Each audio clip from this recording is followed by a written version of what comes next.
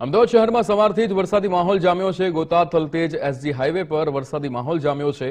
પૂર્વ અમદાવાદના વિસ્તારો પાણી થયા છે। મણિનગર, ઓઢવ, અમરાઈવાડીમાં વરસાદી પાણી ભરાયા છે। ગઈકાલથી જ અવિરત વરસાદ વરસી રહ્યો છે।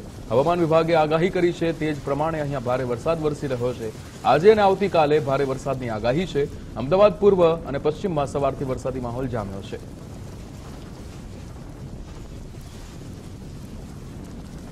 મણિનગરથી આપણી સાથે સચિન કડિયા લાઈવ જોડાઈ ગયા છે। સચિન, સવારથી જ અહીંયા આમ તો કહી શકાય ગઈકાલ રાતથી જ વરસાદી માહોલ જામ્યો છે અમદાવાદમાં। મણિનગરની અત્યારે પરિસ્થિતિ કેવી છે, કેવો વરસાદ છે ત્યાં?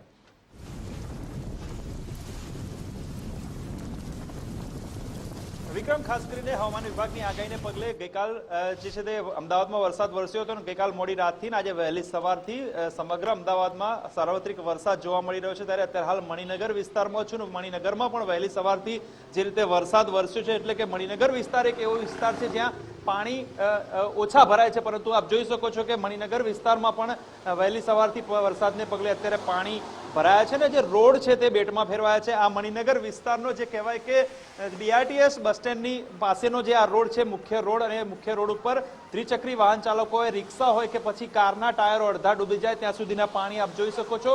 વાહન ચાલકો જે છે તે પરેશાન થઈ રહ્યા છે। બીજી તરફ જે રીતે મધ્ય ગુજરાત, અમદાવાદ, ગાંધીનગર સહિત ભારે વરસાદની હવામાન વિભાગની આગાહી છે, જેને પગલે અમદાવાદમાં ગઈકાલે પણ વરસાદ જોવા મળ્યો હતો। આજે વહેલી સવારથી પણ વરસાદનું જે છે જોર જોવા મળ્યું હતું। ગઈકાલે સવા ઇંચ જેટલો વરસાદ જે અમદાવાદમાં વરસ્યો હતો અને આજે વહેલી સવારથી 1 ઇંચની આસપાસનો વરસાદ જોવા મળી રહ્યો છે। બીજી તરફ અમદાવાદ શહેરના રિવરફ્રન્ટની વાત કરીએ તો જે નદી છે તે નદી બે કાંઠે વહી રહી છે। વાસણા બેરેજના 27 દરવાજા ખોલવામાં આવે છે। સંત સરોવર ગાંધીનગરના જે છે તે 21 દરવાજા ખોલ્યા બાદ પાણી જે રીતે નદી કાંઠાના વિસ્તારોમાં આવ્યું છે, એટલે અમદાવાદના વિસ્તારો જે નીચાણવાળા નદી કાંઠાના વિસ્તારો છે ત્યાં ઓરેન્જ એલર્ટ આપવામાં આવ્યું છે, સતર્ક કરવામાં આવ્યા છે લોકોને। હજી પણ ભારે વરસાદની અમદાવાદ શહેરમાં આગાહી છે, જેને પગલે ઓરેન્જ એલર્ટ આપવામાં આવ્યું છે અને અત્યારે હાલ વહેલી સવારથી વરસાદી માહોલ જોવા મળ્યો છે।